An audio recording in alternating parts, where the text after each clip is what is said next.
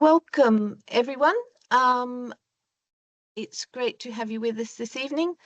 My name is Catherine Pryor. I'm the director of the UK St Helena Heritage Trust, and it's my role to help the trustees in their remit of promoting awareness and knowledge of St Helena's quite amazing heritage, its built heritage in particular, and also to fundraise to preserve that heritage. While I'm waiting for other people to join, I'm going to use the time to pitch a fundraising campaign at you. We're fundraising at the moment to send a conservation accredited structural engineer to St Helena to advise on how best to stabilize and preserve some of the vulnerable fortifications, including High Knoll Fort and Banks Battery. We're almost where we need to be with the fundraising campaign. We have a very highly qualified engineer who's agreed to work largely pro bono for us, so we're mainly raising costs, subsistence costs and drawings costs, etc. We have a fundraiser on Donor Box. I have put the details in the chat. You might need to scroll right up to the top of the chat to see the details there. But please, if you can bung us £10 or €10 or whatever, we'd be very, very grateful. We hope to have the engineer on island in January. And with a bit of luck, we'll be able to have a talk from them early in the next season of talks. I should say too that we are very, very grateful to Vince Thompson of the St Helena Independent newspaper. Vince has pledged a very generous donation of £2,000 to that campaign, and that has really kicked it off, and it's prompted a couple of other generous anonymous donations as well. So thank you to Vince. It's great to have that sort of buy-in from St Helena itself. Right, now turning to this evening's talk, we're delighted tonight to welcome author Colin Fox. He tells me he has been here before, but we're getting a slightly different take on his research tonight. He's going to trace St Helena's journey from reliance on enslaved labor to free waged labor across a almost 50-year period from 1792 to 1840. Colin is a very widely traveled research chemist and scuba diving enthusiast, but it's his post-retirement activities that got him hooked on St Helenian history. In 2017, he published a bitter draft, St Helena and the Abolition of Slavery. This is a comprehensive study and also quite amazing resource book that grew out of his own family history. His maternal grandmother's great-grandfather was Captain James Bennett of the East India Company's service, who served in the garrison on St Helena during Napoleon's exile. In the course of researching and writing the Bennett letters, Colin discovered that James Bennett had owned 8 enslaved labourers, and this prompted the further research that resulted in A Bitter Draft. Now, A Bitter Draft was published by the Friends of St Helena, of which Colin is a stalwart member, and you can still buy copies of the book from them. If you don't know the Friends, they have a fabulous set of history resources on their website. And if you're interested in St Helenian family history, or indeed any other type of history on St Helena, check them out. I've put their website address in the chat as well, but you may have to scroll up to the top again. And before I hand over to Colin, just some housekeeping points. The webinar is being recorded and will be uploaded to our website in a few days' time. Everyone's cameras and microphones are turned off, so you won't be appearing inadvertently on YouTube.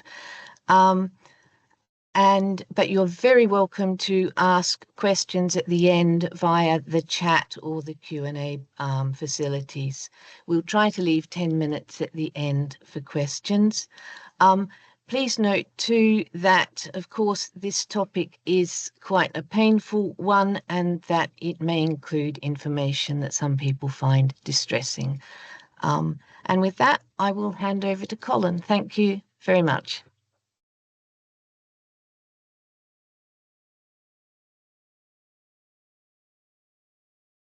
I'm not sure whether I'm on the screen or not at the moment. Am I there? You are, I think. All right. Well, good evening, everyone, and thank you for your interest in my presentation. I think it's I won't say any more. I'll just carry on with the presentation. Let me go and see if I can get this sorted out. Let's jump to that. Right. I expect most of you will know about where St Helena is, but there may be people, I suppose, have joined who're more interested in slavery. So if you're not familiar with St Helena, there she is in the middle of the Atlantic Ocean, small island, a long, long way from anywhere. I thought, as an introduction, it would be useful to set the scene if I began with a short statement about the origins of slavery on St Helena. Slaves were introduced shortly after St Helena's first settlement in 1659 by the East India Company. There's no indigenous population, so every person coming to the island since then has been an immigrant. There is in the early period, slaves were available and purchased from traders in the Cape Verde Island, and the last dedicated company slaving voyage was the Royal George in 1764. The enslaved persons were loaded at Cabinda, which is in Angola, and consisted of 86 people destined for St Helena and 150 for Bencoolen in the East Indies, men, women, and children. Overall, it's been estimated that 3/4 of the slaves purchased by the East India Company for St Helena and their Asian factories were sourced from Madagascar. After 1770, slaves came in small numbers aboard East Indiamen and other vessels, and there are accounts of children being enticed on board East Indiamen with offerings of small treats and then kidnapped. Also, company families returning home from India might hire a servant, usually an ayah or nurse, to care for their children, and then sold as slaves on arrival in St Helena. What I want to do this evening really is to focus on the lives of the enslaved on St Helena over this period, 1792 to 1840. 1792, because that year marked the introduction of an important set of new slave laws, and 1840 as the date that marked the end when slavery was finally abolished on the island. Within these dates, I'll look at how the new laws affected enslaved individuals, how the governors on the island made further reforms to eradicate slavery, and what effect of these changes made on the lives of the enslaved. Finally, I will look at the effect of emancipation and its consequences from the newly freed. You may remember that in 1815, Napoleon, after his defeat at Waterloo, was brought to the island to keep him out of mischief. On arrival, he was accommodated for his first 3 months in a summer house within the Briars estate, owned by William Bolcombe. Bolcombe had a gardener, an enslaved man named Toby, who Napoleon took an interest in. We've got a fanciful illustration of Toby here with Napoleon and a translator. Toby was described as a Malay, but this is misleading. He spoke a Malaya-Portuguese patois, which was a lingua franca in the Indian Ocean slaving post. A few more illustrations.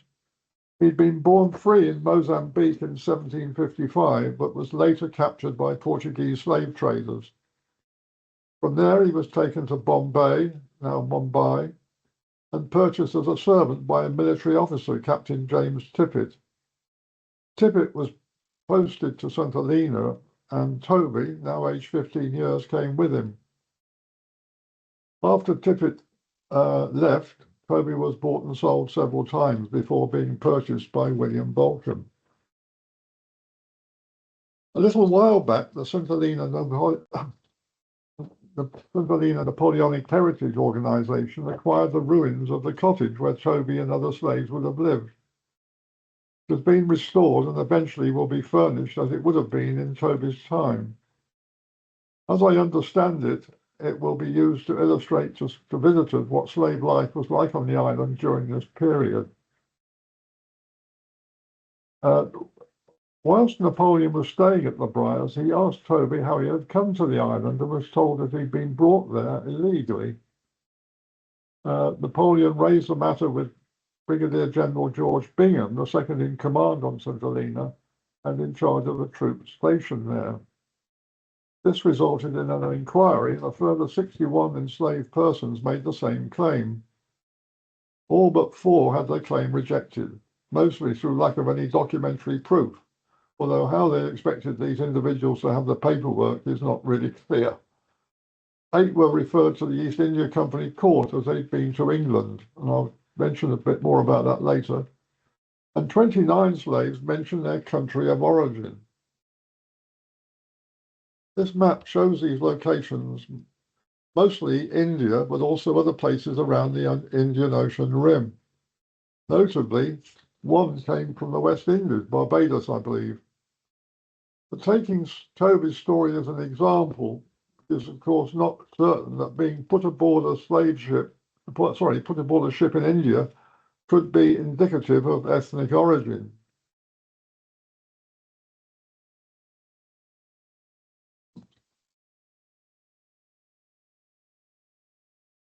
Slave laws had existed on St Helena from the earliest days, but these tended to be more to do with punishment for bad behavior. In 1792, 42 new slave laws were enacted by the East India Court for St Helena. Some of these protected slaves from ill use and also gave them certain rights. The most far-reaching was Article 39, which banned any further slave imports to the island. And you'll recall that it was not until 1807, 15 years later, before Parliament banned the slave trade. It was expected that this would ensure better treatment, so slaves could no longer be replaced. However, it didn't stop children of slave mothers being born into slavery.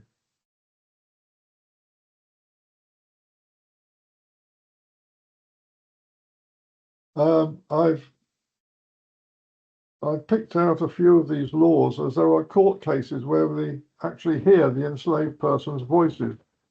The cases are reported verbatim, and I'll read out 2 of them for you. The first case is where Article 6 is relevant, and it applied to slave owner Andrew Lamb.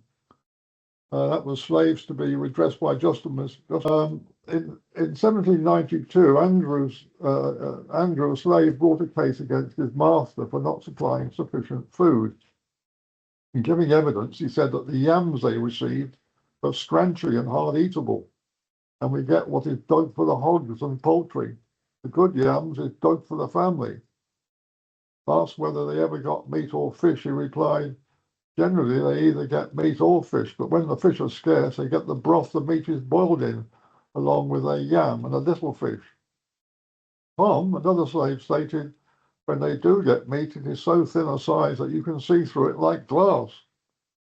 The verdict was that Andrew Lamb, the slave owner, was ordered to provide a sufficiency of provisions, or otherwise would face a fine of £30. It's notable that they probably didn't know this, but yams only contain 1.5% protein and by themselves are insufficient to provide a sustainable diet without additional protein supplement.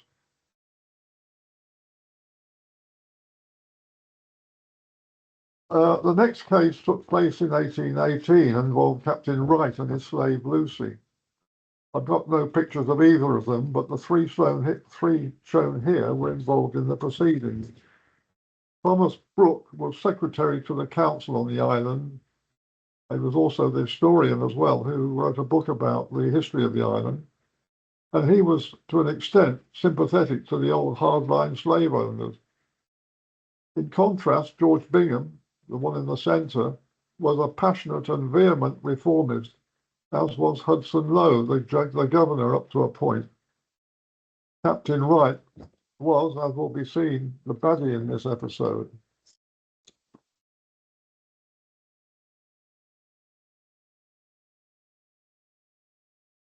The laws invoked in this case are shown here. Masters are allowed to correct slaves moderately for crimes and faults not exceeding 12 lashes. 5. Excess of punishment by proprietors of slaves to be considered as an assault and misdemeanor. 29. Correcting slaves for complaining to justices, an offence unless seen as pernicious. And 41. Governor and council to appoint visitor of slaves who are to visit 4 times or oftener per year to examine and report on complaints. And it's perhaps notable that, just to put it in context, the public whipping of women was still in use in British prisons until 1817, and for men 1830. And it wasn't until 1967 that corporal punishment was abolished completely.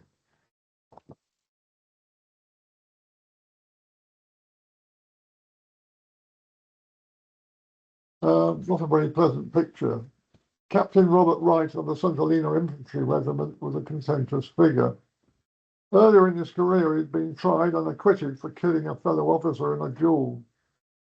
In 1818, he was again the centre of controversy, this time for his brutal treatment of a female slave named Lucy. And at the Court of Sessions, Wright was indicted for breaking Article 5 of the slave laws. Let's just go back to these. This was dismissed by the grand jury for some reason, but anyway, however, a week later, he was indicted again for breaking Article 29 of the slave laws. Lucy gave a detailed testimony of her mistreatment. She says, before Christmas, I was sick for 7 weeks, and she was later found to be 6 months pregnant. I came out and asked my master if I was to be let, that is, to be rented out. He said, not today, but when you do go, your children are not to go with you.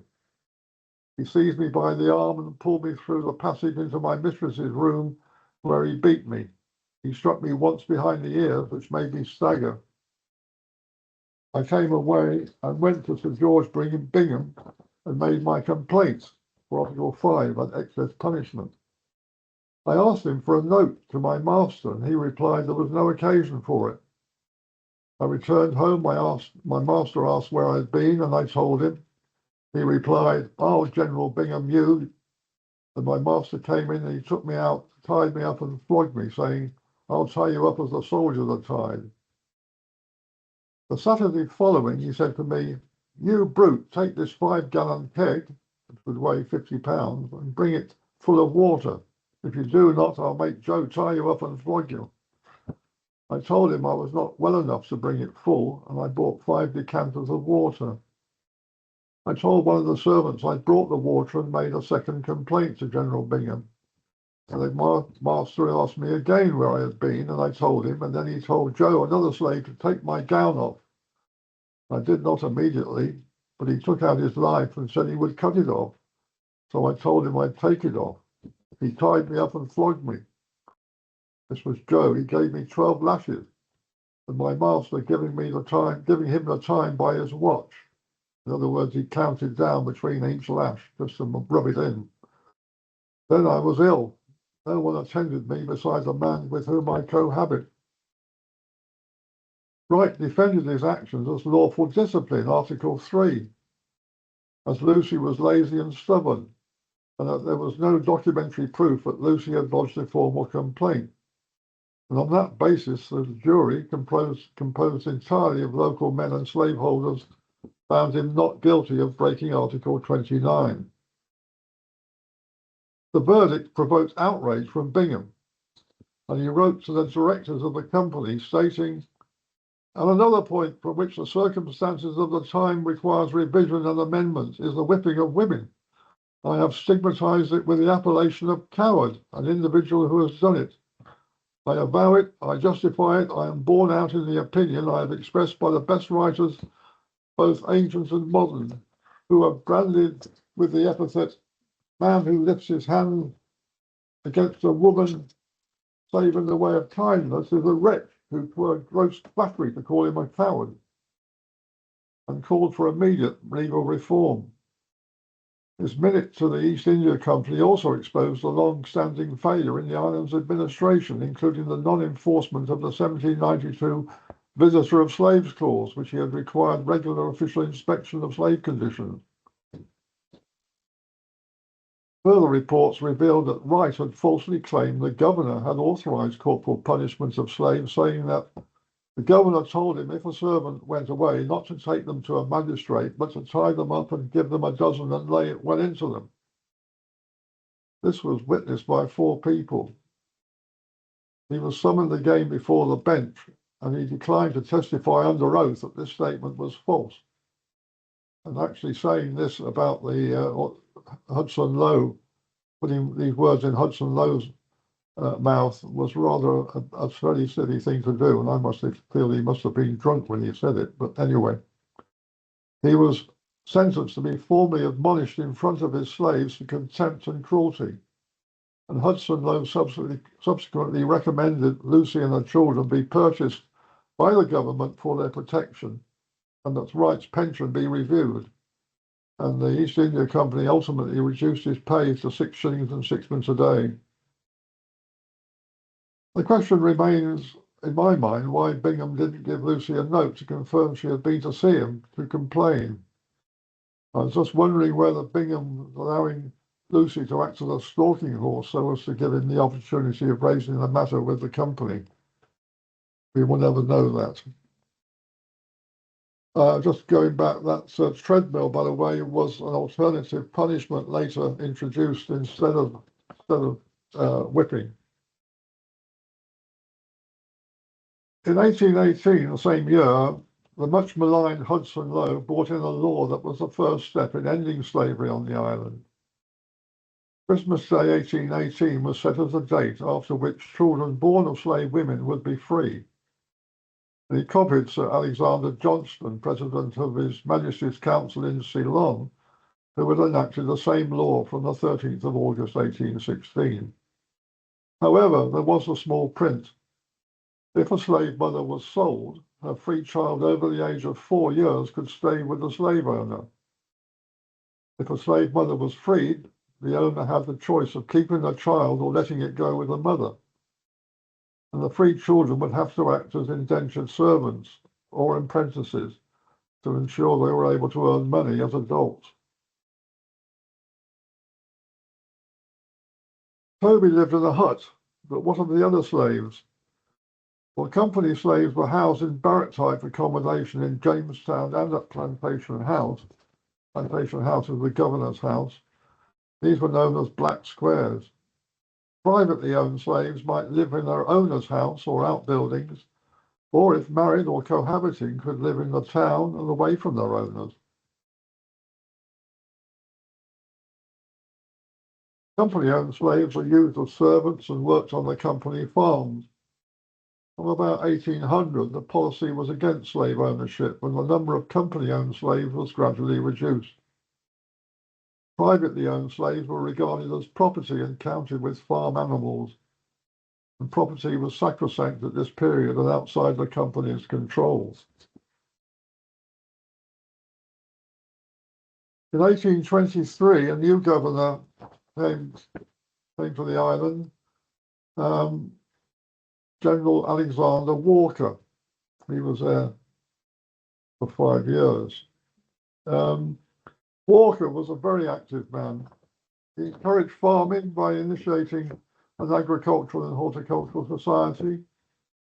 He enforced compulsory church attendance for slaves, and church attendance had always been encouraged for slaves, and Christianity was compulsory, whatever religion the enslaved person had been brought up in. There is no aversion to slavery in the Bible, and the island clerics were happy with the narrative that each person had their station in life, and those lower down in the hierarchy should honor and respect their betters. This was a kind of ideal belief for the slaves to take on board. Walker also increased the number of schools for the slaves and the free blacks on the island. The church top left and the school building on the top right, and down below on the far right, the yams that they had as food, and also a small family of slaves wearing the kind of clothing that is described within the book. The other thing that he did was gave financial incentives for good behavior by the enslaved, and he copied this from Robert Patton, the previous governor, his idea from the early 1800s. The yams were, as we've seen, they were stable foods for both slaves and owners with a little meat or fish. However, by the 1820s, soil had become exhausted and yams were less grown. In 1827, provisions for a slave for 1 week were 7 pounds of pork or beef, 8 pounds of coarse rice, a pound of sugar, and half a pound of tea. They obviously enjoyed the sweet teas. And many of the enslaved would have supplemented this with produce grown in their own gardens or purchased from the market. By the early 1820s, it was recognized by the slave owners that as time went on, the slaves they had were growing older and would have to be looked after in old age. They were also losing value the older they got. And as no younger slaves were going to be available, they would have to start hiring the younger generation, which would cost money. It's a bit of a double whammy for them. The solution would be to free their slaves and start ridding themselves of any burden before this kicked in. Slave owners had a lot of capital invested in their enslaved people and wanted recompense to free them. However, the East India Company was in financial trouble, having lost the monopoly on the Chinese tea trade and couldn't pay up. The only solution that was thought of was to involve the slaves having to purchase their own freedom by being loaned the money and then paying it back. This would also ensure that they kept working. To get this idea off the ground, it was necessary to make a valuation of all 801 slaves on the island. This told the individual slaves what money they would have to pay back and would also determine the total amount of money that would need to be for the loan. The first valuation took place in 1827, and the list gave name of the slave, their age, a description comprising their occupation, their character, their family, and their value. And they were listed under their proprietor's name. I transcribed this listing some time ago, and I thought it would be of interest to people with a family connection with St Helena, and it was also the starting point of my writing a bitter draft. I picked out 5 of these from this list, just to give you an idea of the kind of selection of things that it gives you, the information it gives you. So Eliza Birch, age 34, a washerwoman and house servant, show habits with Gunner Bartley of the St Helena Artillery and is desirous of purchasing her freedom and says she can pay £1 per month. She was valued at £35. Cohabiting or marrying the soldiery on the island did happen, not frequently, but quite a significant amount. Charles Gilderoy, age 34, a notorious character, appeared in irons, but was not valued. James Lawrence, age 41, a good mason and farm labourer, a good butcher, health probably good, of good character, married to Susan, who was free, and has 8 children, 1 a slave, 3 he purchased from slavery for £23, and 4 free-born. He pays to the Benefit Society for the whole of his children, and is valued at £100. James Doe, age 61, a mason, hires himself and pays £1 a month, earns 4 shillings a day, valued at £20. So this mason was probably paying the man who owned him, £1 a month, but by earning 4 shillings a day, he's obviously making quite a bit of money for himself. He seems to have a low price, but that's in the case because of his age. And then Celia Kayser, age 40, a washerwoman and cook, let out for £12 an annum, valued at £40. Let out was kind of often carried out by a widow of one of the slave owners, who, if she had no other income coming in, would have a slave which she could rent out, and that was her pension of a type. Just going back to James Lawrence, he says he pays to the Benefit Society. This was founded in 1814 by Governor Mark Wilkes for educational purposes and for acts of benevolence, was one of the island's most valued institutions. It supported 3 schools entirely and gave such aid to others as funds which were dependent on donations and subscriptions would allow. By 1818, 221 enslaved children and 207 free blacks were being educated at 6 schools, which was about 75% of the black children on the island.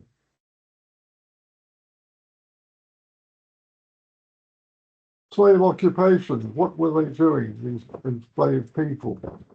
I class them under different groups, these 5 different sections, but so if we look at unemployed, about the equal numbers of men and women, they were the infirm, the disabled, underage, or in jail, or just unemployed.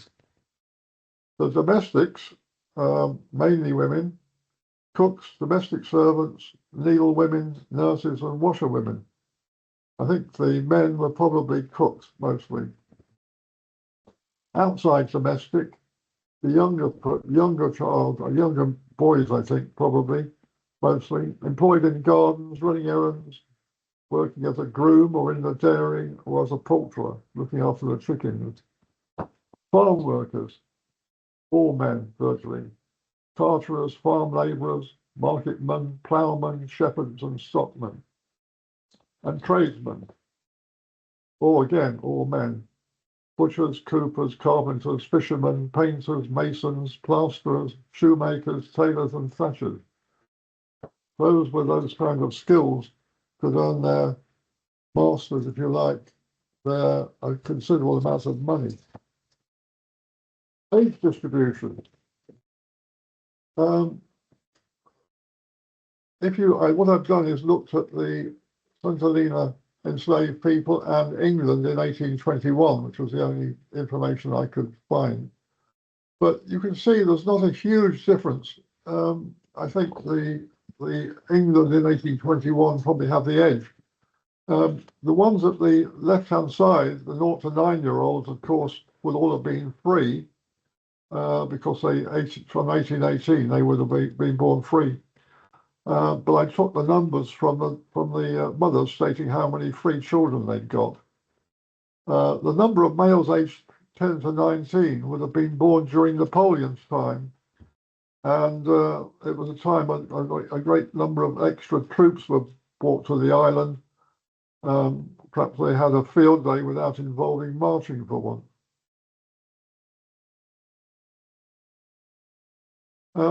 The values, I've got these scatter charts.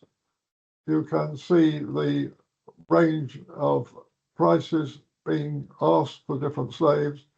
They peak at about between the age of about 25 to 30 for both men and women. The men's chart looks as if it should be a bit higher, but in fact there's quite a few with no value at all. So that's brought that curve down. And you can see that as they get older, their value drops right off. And hence the need to try and reduce the number of slaves the owners had before that kicked in and they had to start paying for their upkeep. I also looked at in red the number of enslaved people being freed, and I think to start with, up to about 1832, not much happened. It was just a few being freed each year and being emancipated each year. After 1832 or at 32, there was a well-designed process which was going to be 5 years to get rid of all the slaves on the island. You can see the black line is how much money the individual enslaved people paid off. And you can see that it dropped off like a stone around about 1832. I think at that point, it was in 1833, in fact, it was the time when all the colonial slaves were freed at no cost to the slaves. They were all paid off by the government.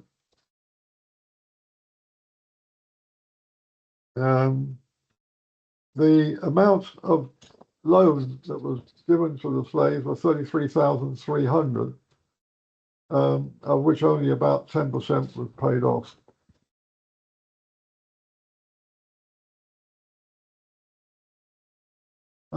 If I'm looking at now the numbers of slaves or enslaved people on the island compared with and also the number of free blacks. Free blacks these were enslaved people who often, when their owners died, they might say that their enslaved people could go free, or some of them, I suppose, could have actually purchased their own their own freedom even before that. But you can see it, the number of enslaved people on the island reaches a peak around about 1810, 1815, and then drops off quite sharply. And it's counteracted by the number of free blacks, who increase, of course, at the same rate.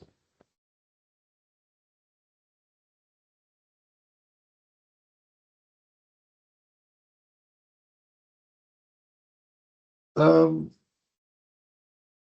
1833, as I've said, the Act of Parliament, where all slaves in British colonies are manumitted. St Helena was excluded from this legislation, even though the sovereignty had now reverted to the Crown. It cost the British government £20 million to recompense the colonial slave owners, and this government debt was only paid off in 2015. The money owed to the St Helena slaves was still owed to the East India Company, and this was passed on to the Treasury, and they didn't write it off until 1840.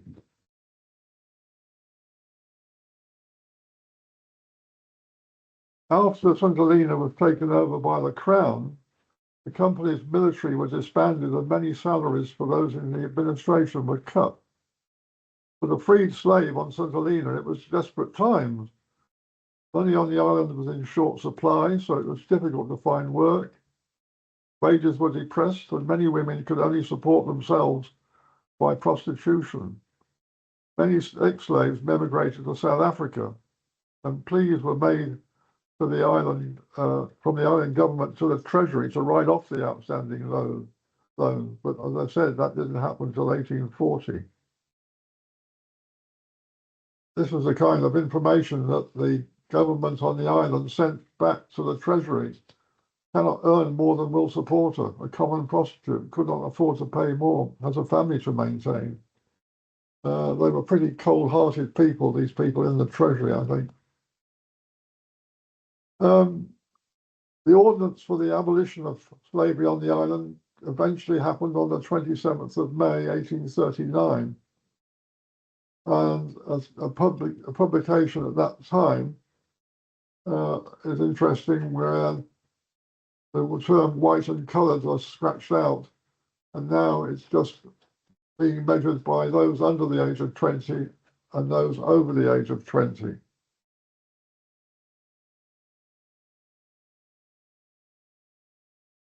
I picked out two of these enslaved people, because I've got a little bit of information about each, which carries them through their lives. George Alley, in Betsy Bolcom's, which is Mrs. Abel's account of her life at the Briars during Napoleon's brief stay at the Pavilion, she mentions the runaway slave boy Alley, who had hidden out in a cave and had nightly prowled about lightening our larders and robbing the hen roost. In 1827, could any have been George Alley, aged 23, who was described as a notorious character now in confinement? In 1839, the same man was described as a labourer, character very bad, has been several times whipped, and can get no employment. He's been valued at £60, but left the island without repaying any of it. There was Eliza or Lizzie Boom, a 14-year-old young enslaved nurse owned by Captain James Bennett. This was my grandmother's great-grandfather. Bennett's son George, who had been born in 1816 and later recorded an incident when he was about 4 years old. The family lived at Chubb Spring, just below the Briars, and near the base of a deep ravine. And when George saw the moon just peeping above the top of the cliff, and he recalled Lizzie telling him that she would go to the top of the hill with a hook stick and get it for me. In 1827, now still only aged 22 and valued at £35, she was an excellent nurse for children, honest and attentive to business, has now no children, her last child having died lately, unmarried. By 1839, Lizzie was married to a soldier of the late St Helena regiment and left the island without repaying loan, although she had paid off 2/3 of it. She had siblings: Charlotte, 20, a cook and house servant, and Mary, 24, another house servant who washes for the family and has 2 or 3 children and cohabits with a Chinese and lives with him. And finally, George, a carter and mower, a notorious character, a runaway. By 1839, Sister Charlotte was now described as a washerwoman who cohabits with a black man, general character bad. And George had settled down and was married, has a family to maintain, works as a labourer, general conduct good. Why slavery?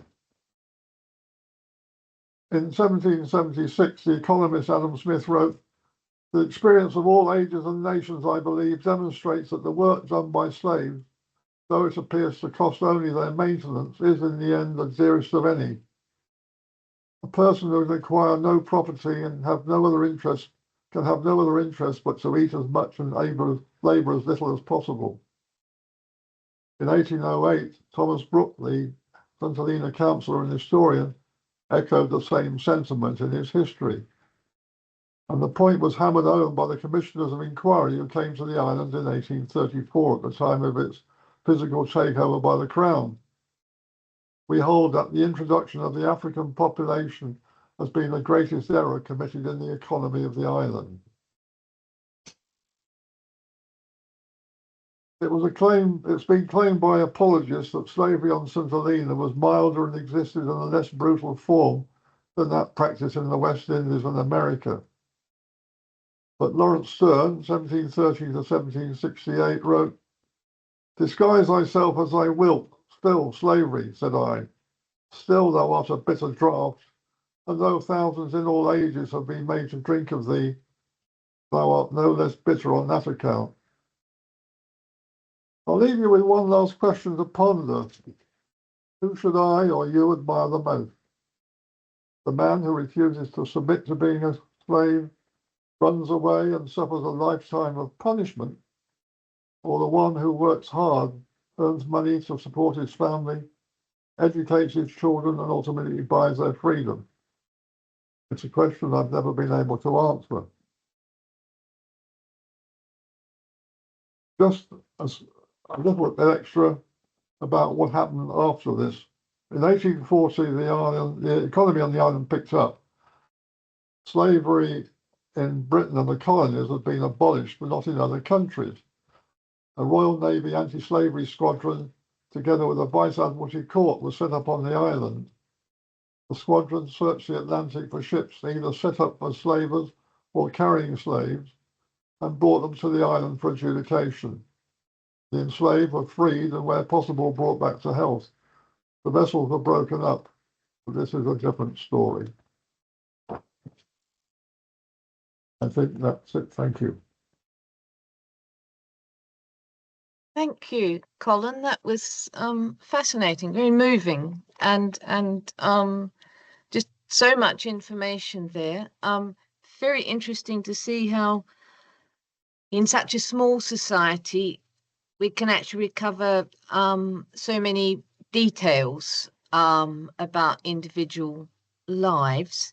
I was interested in your comment that when the economy was so dire after many slaves had been emancipated, and that people emigrated to South Africa. Do we have any idea? I noticed that you said there's about 800 enslaved people on the island in 1827. Do we have any idea how many people would have left in the 30s? I haven't got any information about that. No, there was this list of people of how much money they owed in 1839, and some of it mentions that they'd gone to South Africa or they'd been, they'd gone to the UK, but I think I've never actually examined it that closely to try and find out how many went to South Africa. Or elsewhere, for that matter.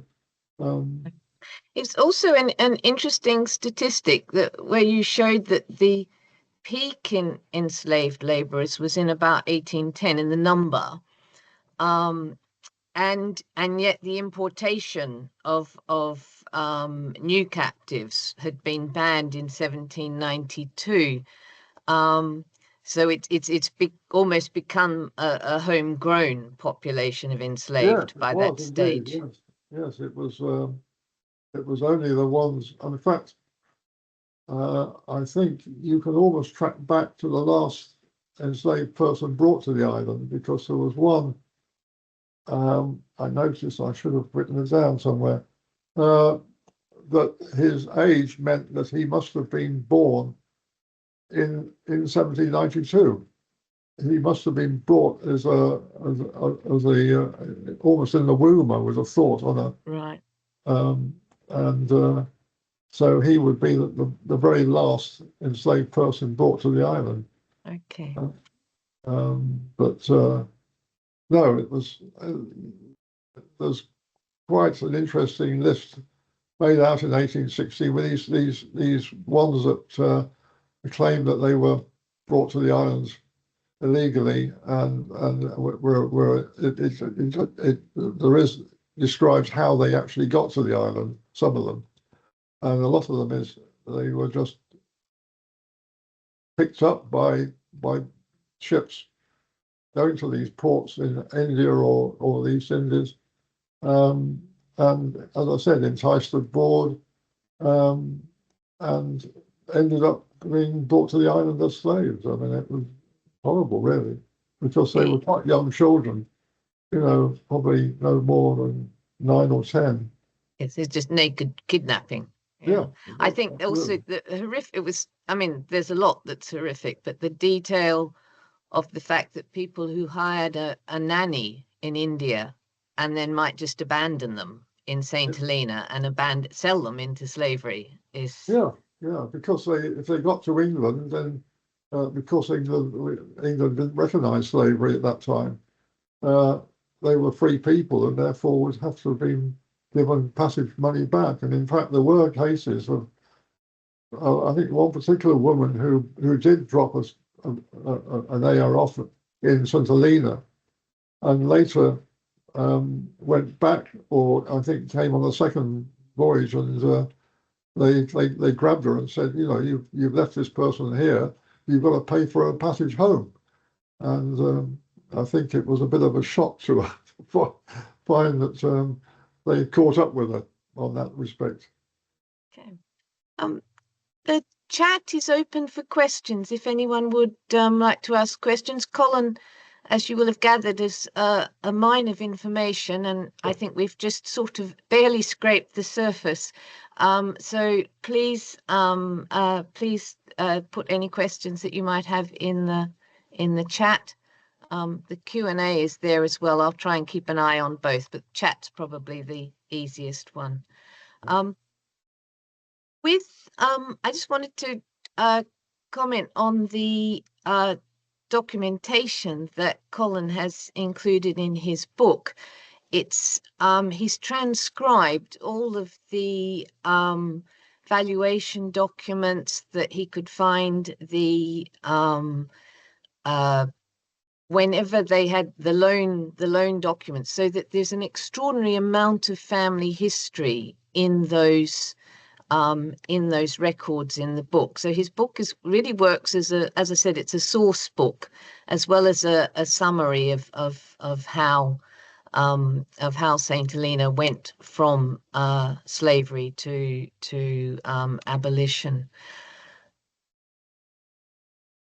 One thing I was interested in, it's such a small society, and it's obviously it's governed by the Crown, by the East India Company for most of the period you're looking at. Does that make a difference, do you think, to how the abolition process happens? Is there room for individual governors to have more of an influence on policy than there would be if you were in a Caribbean colony, for example? I don't know much about the governors in the Caribbean, but certainly the ones, well, not all of them, but some more than others, I would say. I think I tended to pick out 4 of them who were particularly keen on trying to minimize or get rid of slavery on the island. I think even before Napoleon came to the island, some of the earlier governors were wanting to try and do what Hudson Lowe did, and that is kind of make sure that children born of slaves were not enslaved themselves. But at that time, the council on the island consisted of 3 people. Thomas Brooke was one of them, but there were 2 other ones who were slave owners, and they were dead against that. They had large numbers of slaves, and banned that. So it was only the governor plus these 3 against him, or two against him. It was the governor didn't have complete control. They had to rule through the council, and if the council outnumbered the governor, then he was forced to kind of bow to their wishes. I think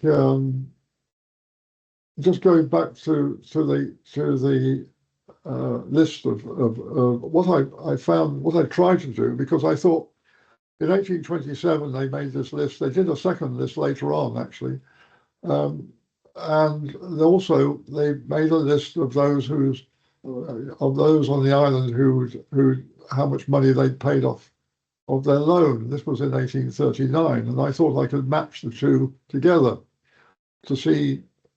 And it was very difficult for some reason. There seems to be different names on one list than there was on the other, and so some of it was just because the names had changed. They were diminutives.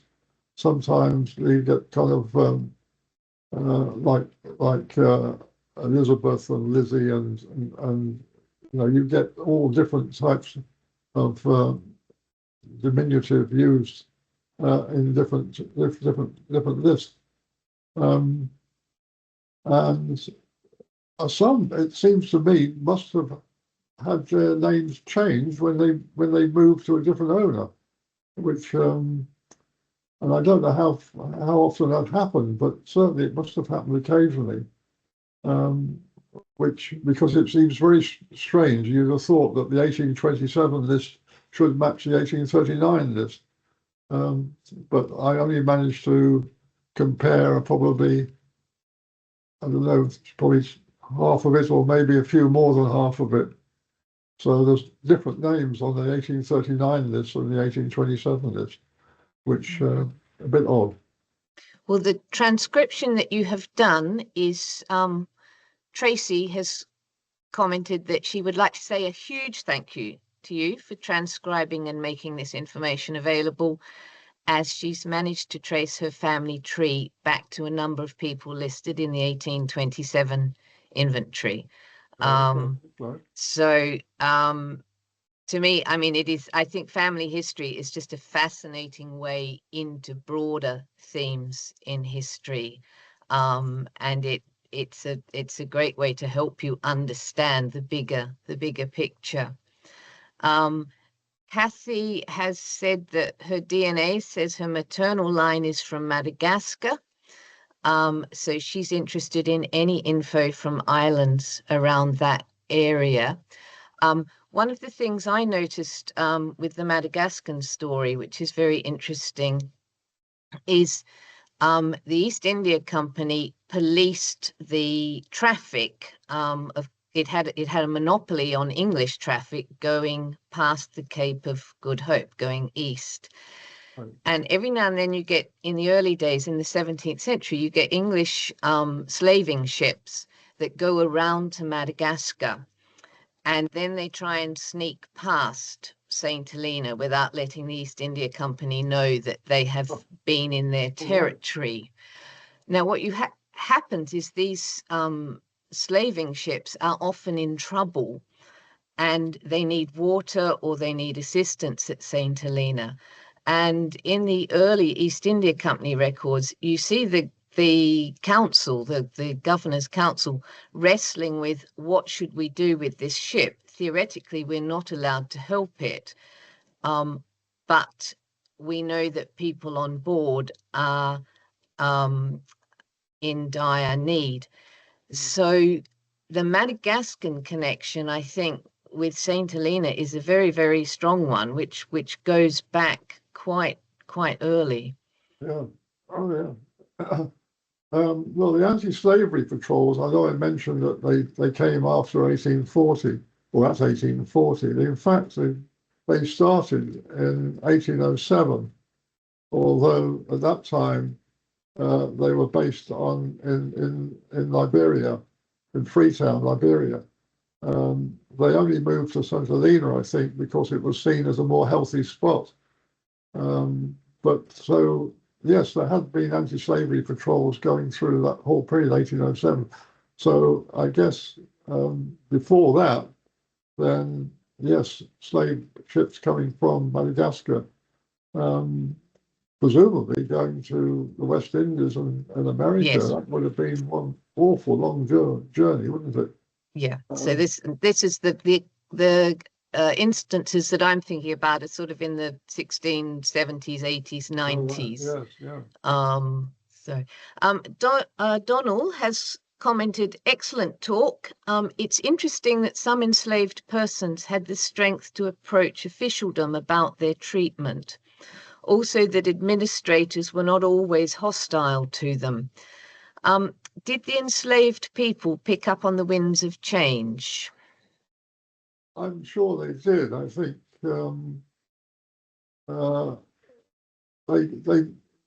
they probably recognized. I mean, this kind of. I know they're probably not reading or writing or anything, but they would certainly pick up from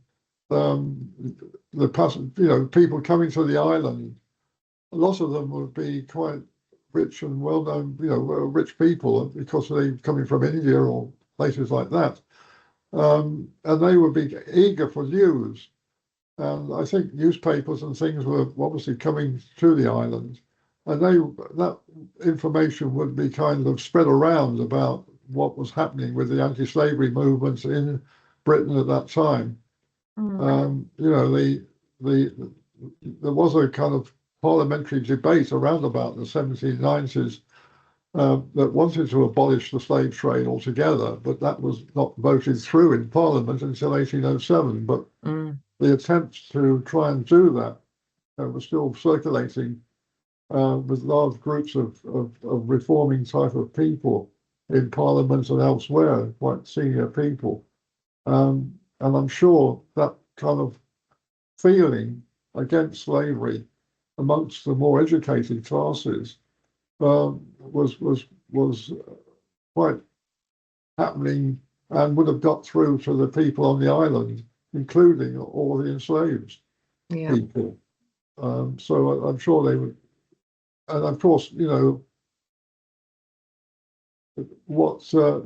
when Napoleon raised this question with Bingham, you know, Bingham was clearly a very vehemently against slavery, and that would have been kind of understood by the people who were kind of giving evidence to say they'd been brought to the islands illegally. I mean, there must have been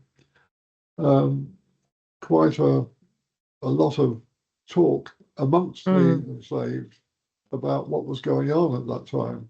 Yeah. I've just got a comment here from Margaret. This is about a particular episode, and she's wondering if we have any information. In 1785, Elizabeth Lake Renton murdered an enslaved woman called Beth with a knife, with a 9-inch blade in what was said to have been an act of passion, and Beth died. At a trial, Elizabeth Renton was acquitted, but it was said at the time that if it had been Beth who'd committed the murder, then she would have been put to death. Now, Margaret says she's looked for minutes of the trial, but she can't find them. And she wondered if you knew anything about this particular story, if you could shed any light on it. Well, I think I know Margaret, and I think I've heard the story before. The court cases, the session books, the ones in the British Library only go back to the kind of 1800 period. And I believe the rest of them would be on the island, but all the records, lots of the records are both on the island archives or in the archives in the island and in the British Library, but those aren't there. I think that's one area that would be very interesting to get more information about, because it's the only real place that you hear the actual words of the enslaved people, because these reports were all verbatim. It would be, I think, very interesting to go back, if you can, to see what else is in those records on the island. But although it's not the easiest I place don't to know get to. how complete the Endangered Archives project has digitized a huge number of the early records for St Helena, and you can get those via the British Library's website, the Endangered Archive project. I don't know if they go up to the 1780s. I don't know, actually. I don't know whether they've digitized those records.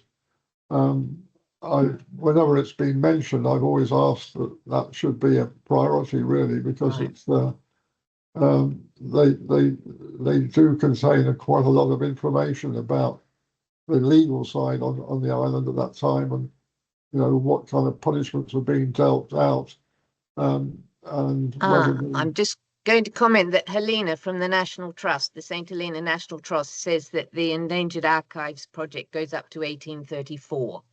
So if those records survive, they should be on the Endangered Archives project. Okay. Well, I haven't been looking at them over the last few years, because I wrote my book, The Bitter Draft, in 1916. Sorry, 2016. It is a magnificent collection for anyone who is interested in the history of St Helena. What is available now digitally on the Endangered Archives project is quite remarkable. Just for example, on the topic of enslavement, there's books of inventories of deceased people, and they include details of people that what they were claiming ownership over. Pages and pages of them, not always named, but you get a sense of the scale of slavery there. Okay. All I right. Well, have thank you for that. just noticed that it is gone 7:05, so we should probably stop this meeting. Thank you ever so much, Colin. It was really, really fascinating. And to that level of detail and insight, we are really, really Okay. grateful Well, thank you to very much. you. And if anyone would like to know more, I've put my email address at the top of the chat, and I can direct questions to Colin. And you can also find him via the Friends of St Helena. So we will leave it there, and thank you, Colin. No, well, I'm glad people enjoyed the talk. Thank you. Goodbye, everyone. Good night, people. Bye-bye.